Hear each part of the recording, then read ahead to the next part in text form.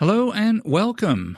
All right, so do you feel like you're constantly battling your own mind on those long, lonely miles at the back of the pack? Have you ever wondered how shifting your mindset might not only improve your endurance, but also transform your entire ultra running experience? Are you struggling with the mental toughness needed for ultra running? Well, what if the key to unlocking your potential as a slower runner like me lies in the way you approach mental wellness and training? You're listening to Choose to Endure, the show dedicated to the back of the pack runners, where we share uplifting stories, interviews, gear, and training tips specific to the tail end heroes of the ultra universe. My name's Richard Gleave. I've been running ultras now since 2017, and I've taken on and finished numerous distances all the way up through 220 miles, and I'm unashamedly a member of the back of the pack, just like you. With me today, to help shine a light on those questions and maybe more, is the wonderful Shannon Mick from Finish Stronger Mindset and Mental Wellness Coaching. Shannon has over a decade of experience working as a counselor in the mental health field and 8 years of experience as an ultramarathon runner. So she noticed there was a need for mindset work, mental wellness skills, and race strategies in the ultra running community. So she branched out into coaching.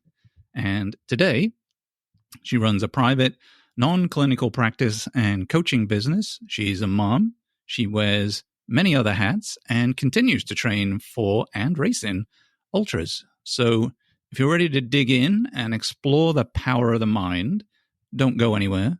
We'll be back in just a flash.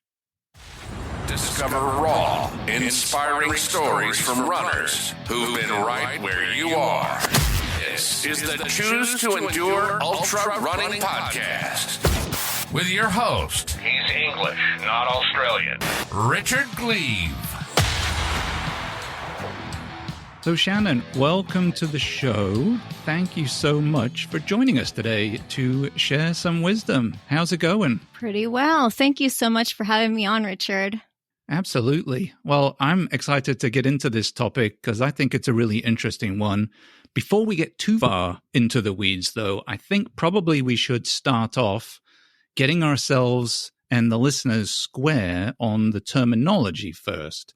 So when we talk about mindset and resiliency, what do those terms actually mean? Yes, just so we're all on the same page. Your mindset, it's a set of beliefs that shape how you make sense of the world and yourself.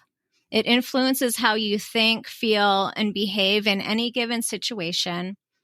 And our thoughts can shape how we behave. So in order to achieve our highest goals, we must know how to manage the mind.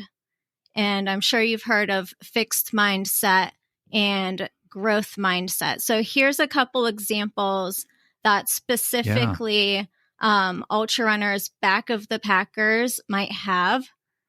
So fixed example is either I'm good at it or I'm not. Yeah.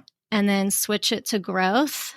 It's I can learn to do anything I want. A few more examples. So here's a fixed one. That's just who I am. I can't change it. And then growth. I'm constantly evolving, work in progress. Oh, yes. Another fixed one. If you have to work hard, you don't have the ability. That's a really big one.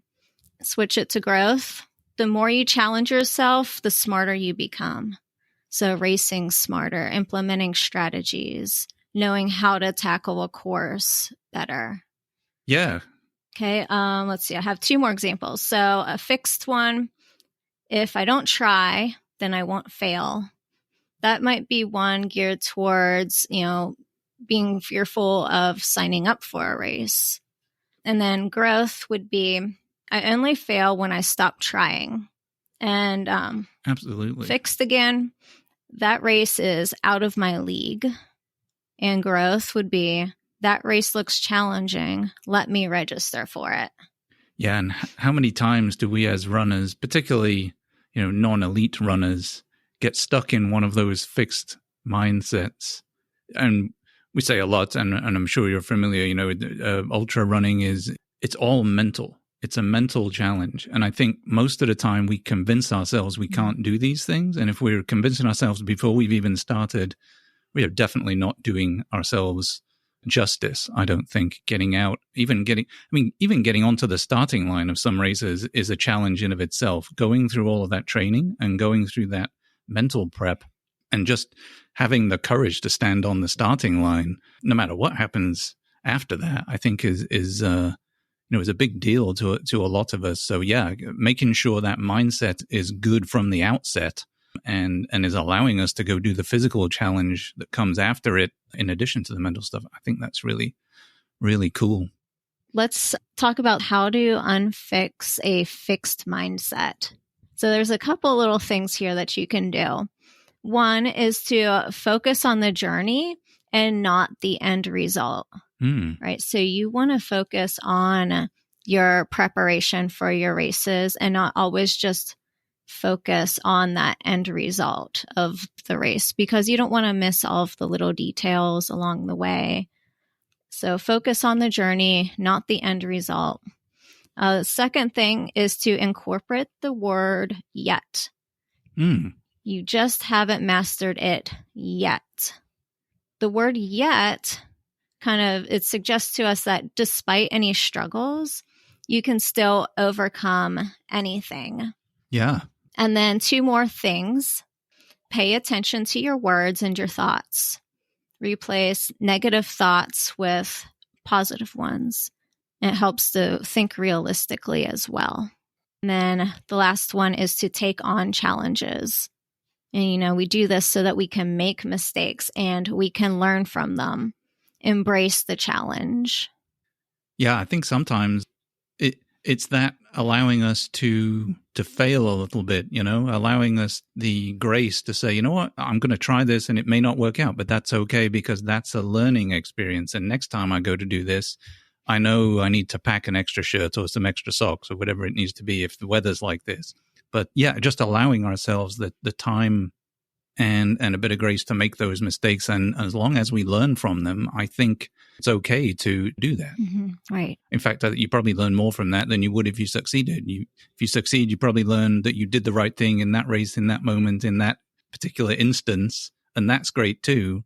But yeah, definitely, I'm more inclined to learn from the failure stuff, I think, than, I succeeded this time. That was cool. But I'm not sure that gives me quite as much growth opportunity mentally as the failure does, for sure. Right. Yeah. Yeah. And you know what? I think sometimes the failure stories are the best ones, just because you've gone through so much and you pushed so hard, and then to for example, DNF a race. I don't know. I always think that there's some really good stories behind that versus the ones where we finish. Yes, absolutely. So many good DNF stories out there where something went wrong or some crazy thing happened that kind of prevented us from getting to the finish. But yeah, those are the races we remember. We remember the feelings as much as anything. And I know I still remember my first race where I sat on a step for, I don't know, probably 10 minutes. I just sat down a mile from the finish of the race, and I'd had enough. And I thought, no, I'm not doing this anymore. And a lady ran by me and said, what are you doing sitting there? So I told her I was done. She said, you're not done. You're done when you get to the finish. So she's like, get up and get to the finish, and then you can sit down. And so, oh gosh, wow. Okay. And immediately my head flipped, and I was like, well, she thinks I can get to the finish. So I now believe I can get to the finish. But yeah, it's the stories and the feelings, I think, that we associate with those things that really stick with us and help us push forward. Yeah, there's a lot of meaning in those things. And I think it's important that we look for the meanings and the whys of, why we're out there. And that's a whole nother topic. Yeah. Maybe we'll get into that one on another date. Yes. Yeah. So one of the things I do like, and I'm guilty of this too, ultra running is definitely as much a mental challenge as it is a physical one. I'm curious how as slower runners, how do we manage and overcome a lot of those negative thoughts and the self-doubt that we have, like myself on that step, during these long races, are there some techniques we can use or practice in advance that would allow us to sort of, but I guess, first of all, recognize, because this is where I struggle, recognize that I'm in that negative thought zone. And then secondly, what can I do for myself to try to get out of that? Mm-hmm, right. Yeah. So one of the skills that I like to teach people is called reframing or cognitive reframing or cognitive restructuring.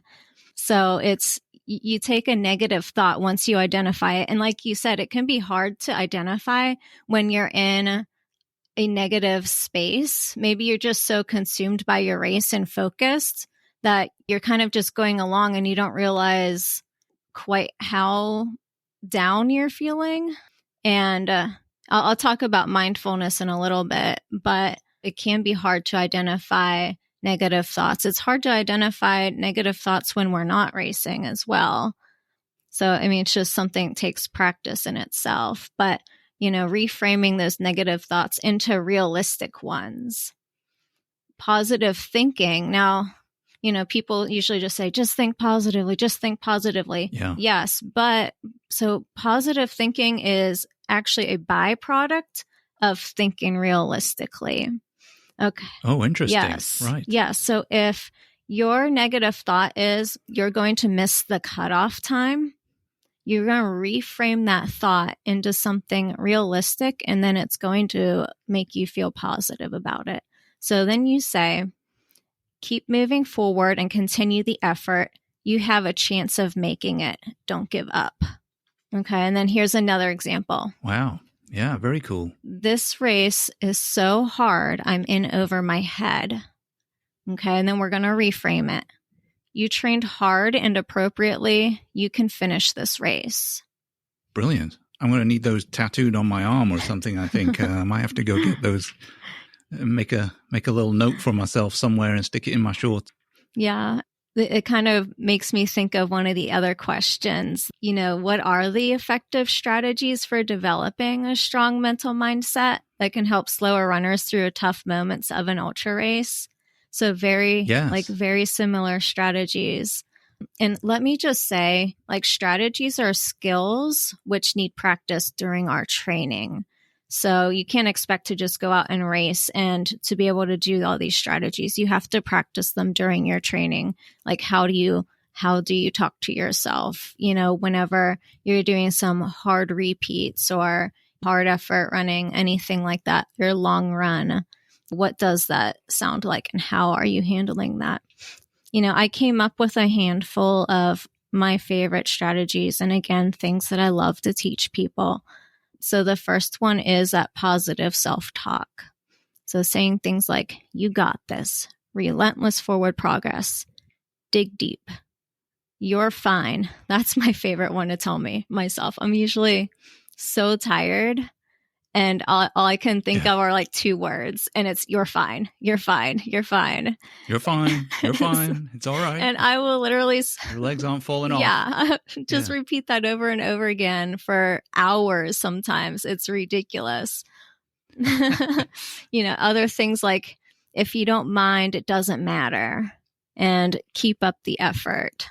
So that self-talk is a really big one for us. And even when we're not racing, again, that can be something tough to work on. Yeah, acknowledge it's tough to work on, but just keep after it and monitor your progress and celebrate your wins.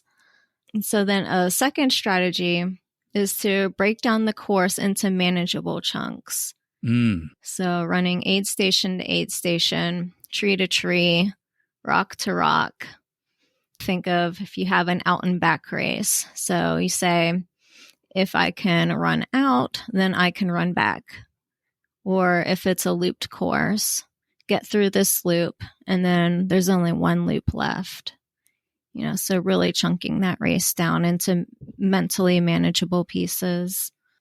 And then the third one is to practice mindfulness.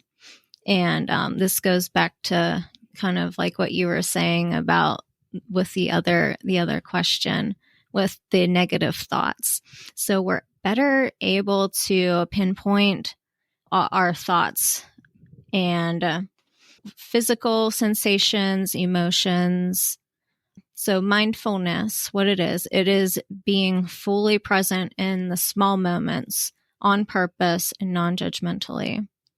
And you can even practice this in your home and again during your runs. But I like to tell people practice this at home.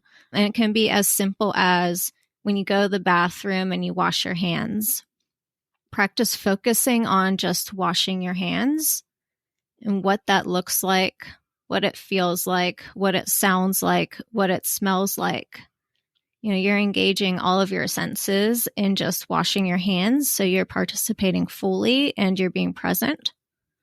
And if you have a distraction, just realize that distractions are a part of our life. We're distracted all the time and it's kind of terrible, but that's just a part of life. And be non-judgmental of it, because that distraction is just a reminder to return to focusing on washing your hands. Yeah, this is one I particularly like, and this is one that I'm trying to actively do as much as possible right now in life, in work, in my actual job. In addition to the I made an active choice to try to be mindful and present as much as I could in the race that I recently ran, which was a big, long race.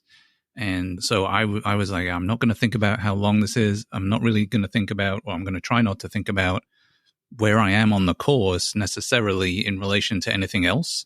Like, oh my gosh, I've run 60 miles, or oh my gosh, I've got another 160 miles to go.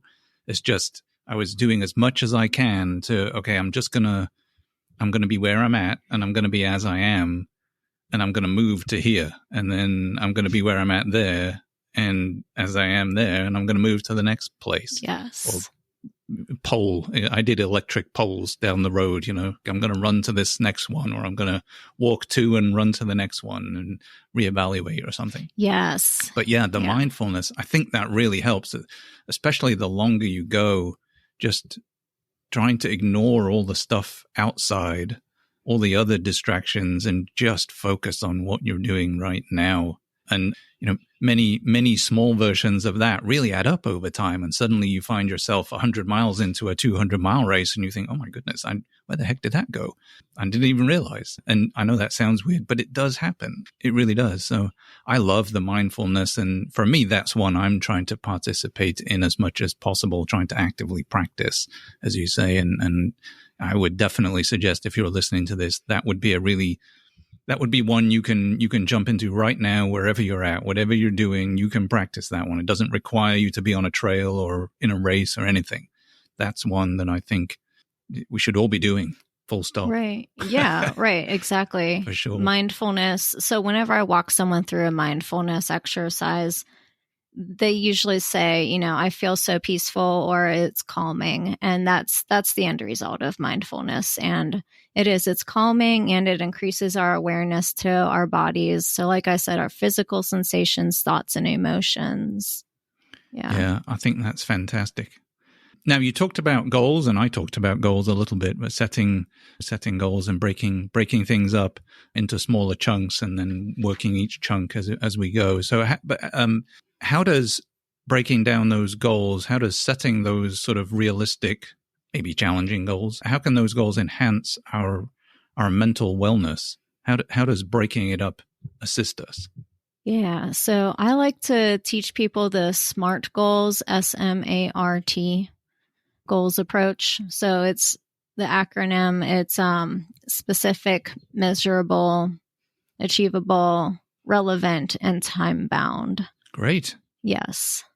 Yep. I think that's kind of like how we know, say, like if there's a goal of a race, how do you know if it's realistic that you can do that challenging race, right?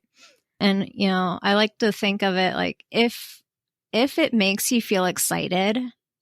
So there's like anxiety excited, right? Like anxiety can sometimes feel like excitement. So it can be a little bit confusing. But if you do feel excited about potentially registering for a race, and you're unsure if you can finish it, I say to consider what it would take to properly prepare using, say like SMART goals, and ask yourself, what is the worst that could happen if you take a stab at it? Yeah, for sure. And, that's how you progress. Because sometimes, back to our previous conversation, if you put yourself on the start line and you have a bit of courage, feel like you can get yourself there, really, whether you finish the race or you don't finish the race, you're going to learn something, and maybe you end up going further than you've ever gone before, even if you don't finish the race. And suddenly now I think for me, that's part of certainly my challenge, and maybe others too, I don't know, but believing, self-belief, convincing myself that I can do these things, and then actually going out and either doing it or getting close. Suddenly you build this belief. I mean, I was never a runner. I had not done a marathon before, and I completed a marathon. And so I thought, I wonder if I can go that one bit extra and do a 50K, which is 5 miles further. And so I did that, and I thought, having done that, I wonder if I could do 50 miles. And in my head, I was thinking they're both 50s. I mean, how much further can 50 miles be than 50K? Well, it's actually a heck of a lot further. But, yes. I didn't realize that at the time, or at least, but that's the progression, right? And so I've got further and further. And I think this is the way others work too. And it can work in race just as it can when you're signing up for a race and trying to challenge yourself. It's do I think I can make that next aid station? I'm not sure. I'm going to keep going, and I did make it. Oh, great. And this belief comes through. So yeah, I think as long as your goals are, I love the SMART goals acronym there, as long as they're realistic and you have some chance of completing that based on known history and where you are, I think those can really help develop belief in yourself, which then pushes you forward. But, I'm not out there. I'm not going to go win Western States. So that would be not a realistic or a particularly smart goal for me to go chase. But maybe one of these days I would love to run a 100-mile race in 24 hours. That might be a much more realistic goal for me to chase. And I think doing that really helps focus. It helps put the mental side of things in place to say, I think I could do that. What would I need to do? As you were saying, like, what am I going to have to do to get there from a training and then a race day perspective, and work those negative thoughts and the self-doubt out and replace with some of that growth mindset and self-belief instead. Right. Yeah. To positively reinforce self-belief, all it takes is that one teeny tiny step forward and just go for it, whether it's registering for a race or putting your running clothes out the night before you go for your run in the morning to make sure that, I'm going to run tomorrow morning. So I'm going to lay out my clothes ahead of time. So whatever that small action step looks like, that definitely helps put that into forward motion. And again, like you're saying, then you go do it. And then it just kind of breaks any like negative self-talk that you have about yourself. I like to think of it as a narrative, like a story. So like, what kind of stories or narratives do we tell about us, about ourselves throughout our lives? And it's like very similarly with running as well. So breaking that down and just kind of proving it wrong. Oh, I love it. I'm all for proving people wrong, including myself. Well, you talk about some of that growth and self-belief. For me, at least, a lot of that comes from the people I'm around. So how important, and we talk a lot about on the podcast here about, the trail community being one of the really cool things about trail running and ultra running, the other people that are doing this, and how, at least in our world, at the back of the pack, it's a lot more about helping each other get to the finish, more so realistically than we're not trying to win too much. So, how important is the community aspect in building mental strength, and what role does the sort of support networks from running groups or trail groups or other people that you meet along an ultra race on the course itself? What role do you think those play in the mental health of us slower runners? Yeah, I think it's so important that you have that community there in the back. I can't think of what that saying is. Something about like misery loves company. Yeah, and very true. Yes. and it kind of helps to distract one to distract from what you're going through. Another thing is you're all working towards the same goal. You're all out there battling the course together. And then of course a third thing would be we're all suffering. We all hurt. And it's okay. I'll hurt with you. It's kind of like one of my DNFs at Wheel Creek 100. Me and my friend Joel were at mile, oh goodness, it was a really bad weather year. Everyone remembers this year. It will never be forgotten because there was one of those. There was only like a 20% or lower finishing rate that year because of all the rain and mud we got. And oh my gosh, I just remember him and I being together for so many miles, and we just felt like it was a death march. And we knew that we had like 8 miles to go until we got to the next aid station where we would miss the cutoff. So it was like we knew we were doomed anyway, but just like being there with each other. And then so like, it's dark and there's mud up our shins and it's cold. The wind is blowing and I think I saw some snow flurries, and I was wearing like this very heavy jacket, that was supposed to be like wind and waterproof. And I swear that wind was cutting right through it because I was getting hypothermic for like a second time in the race. It was just, it was just so awful. So, we're just out there sharing that terrible moment together. And we come along some porcupines, and it was just so fun because, you're running at night. Well, I guess we couldn't really run. We were like hobbling, but you could hear the porcupines squeaking at each other. And then eventually we came up right on top of one. I mean, we could have just touched it if we wanted to, but that's a bad idea.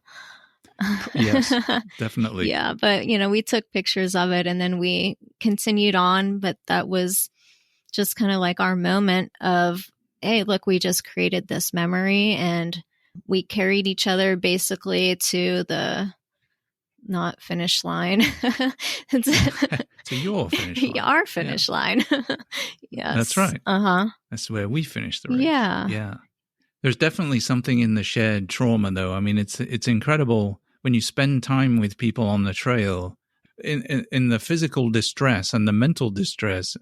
Everything, all the walls seem to fall down, and you end up, or at least I end up, talking to people and having conversations, like really deep conversations with almost strangers that become best friends over the course of hours on the trail, where you end up sharing stories with each other that maybe you wouldn't ever share with even people close to you. And I just think it's an incredible thing to come away from a race knowing somebody like that. And this has happened to me a few times, and sometimes it's me sharing and sometimes it's other people. But yeah, that sort of sense of shared trauma that we're all going through this, and all the walls come down and you end up feeling really close to people and having a really strong bond with other runners that you meet on the trail. I think it's fascinating. Mm-hmm. Yeah. And it's so good for us to have that connection.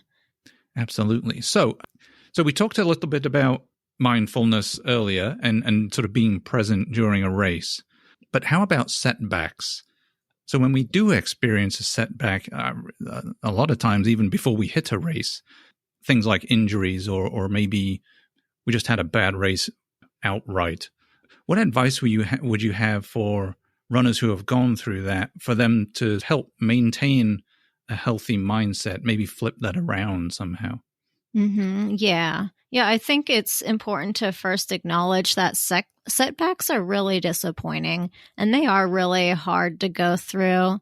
And I do recommend talking to somebody like literally like talking to somebody like myself who's open to talking about setbacks, because it can be hard being a runner and opening up to another runner about setbacks.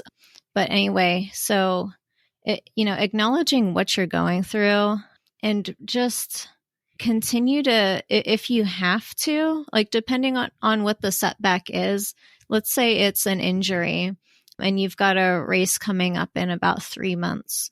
So taking a step back, maybe you need to talk to somebody like myself, or maybe you need to hire a running coach, an ultra running coach. Yeah. Make sure you get that support that you need and don't try to go at it alone, because then we see issues like depression and anxiety, more serious issues than, say, like a self-confidence or a self-esteem issue.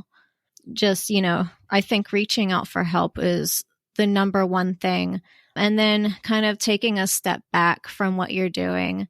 And I know it can be so hard to step back because we love running and we closely identify as runners, as ultra runners. And it's just a huge part of who we are and what we love. We're so passionate about it. It can be hard to lose that and to even grieve over it.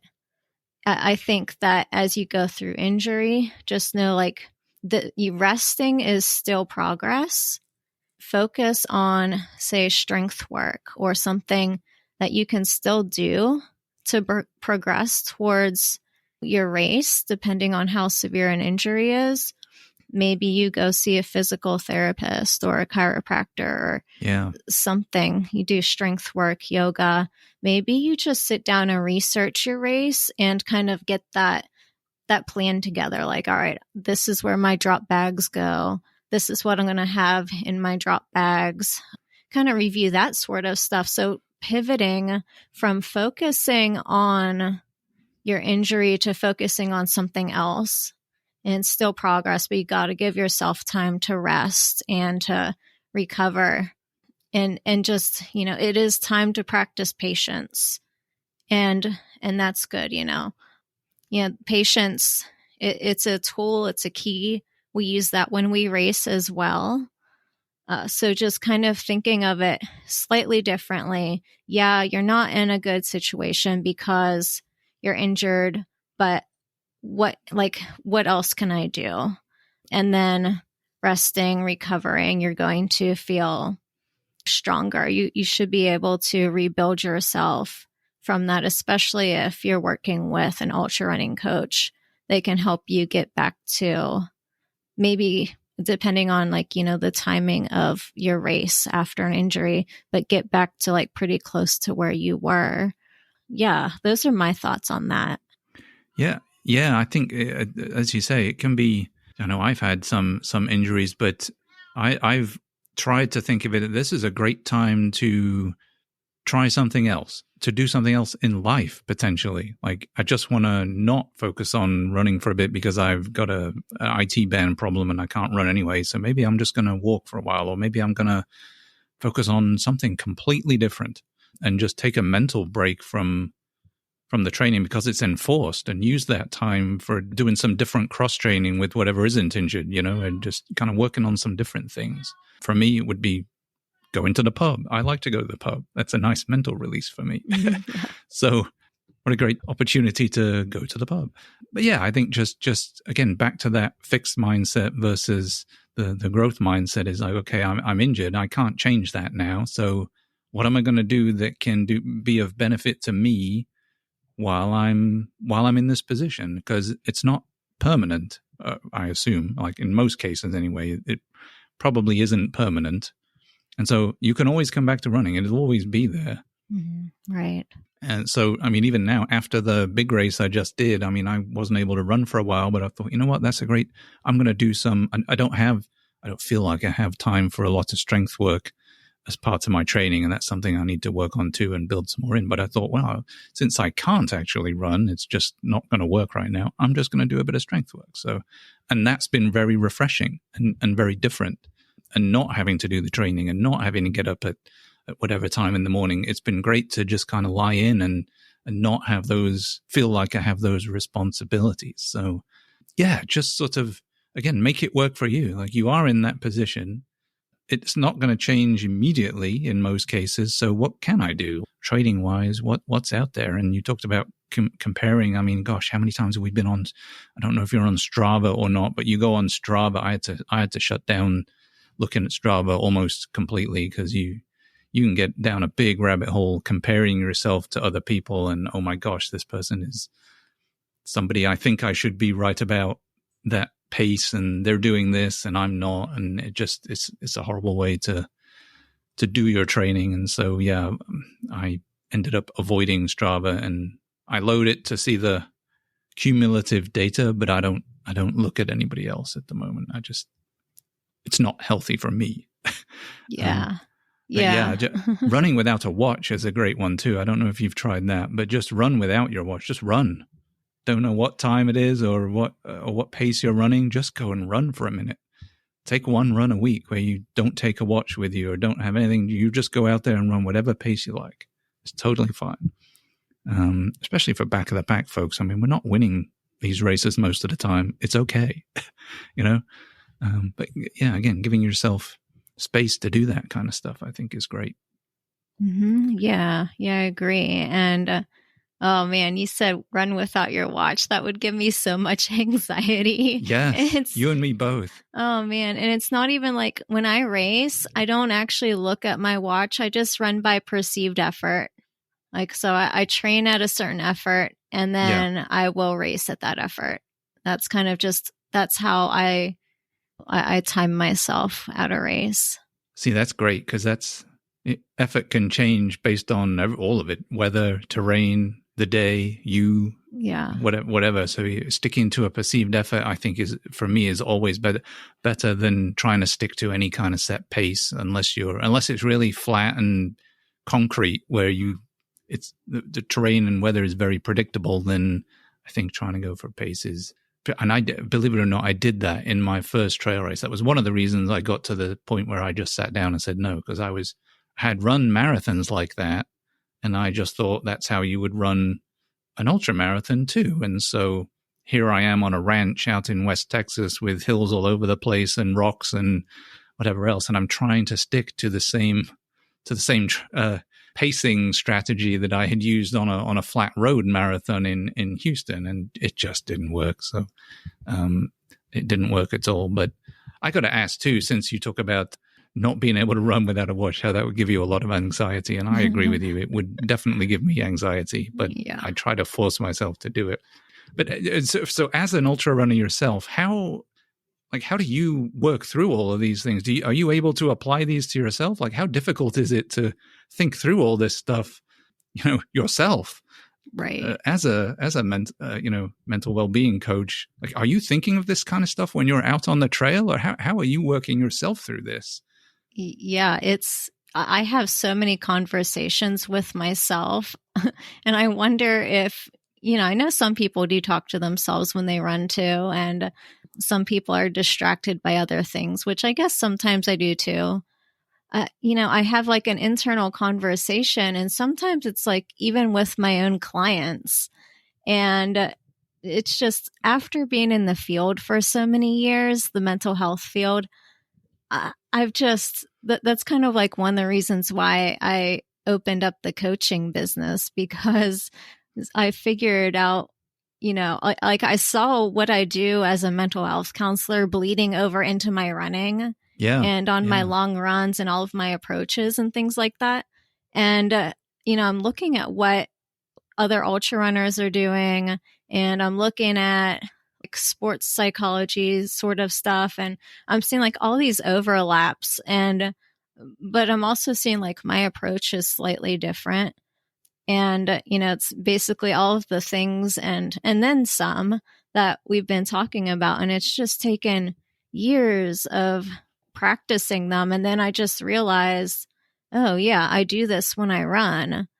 I want to teach it to other people because I see that it looks like it's possible. It transfers over into our running because it becomes a part of us, rewiring our brains, fixing our fixed mindsets, setting them to growth.